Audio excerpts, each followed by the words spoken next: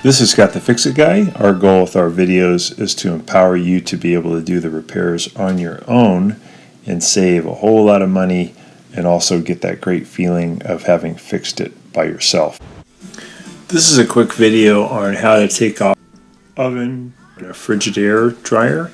You might want to take off the door so that you can more easily clean the inside, or you may want to change the igniter.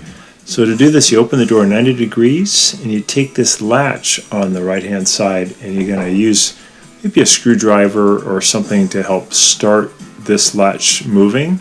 You try to pry it away from the frame, and then once you get it pried away, you want to bring it all the way down toward the door as far as it'll go.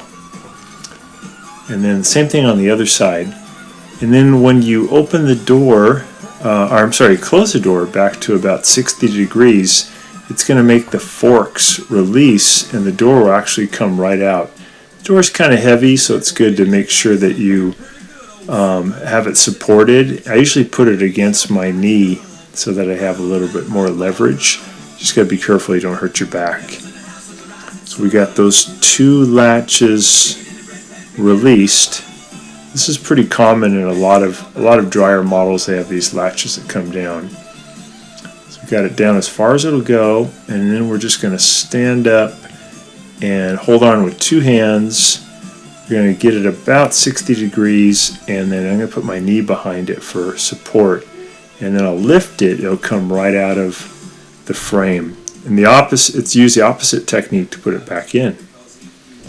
I'm going to lift it out, and that's how simple it is.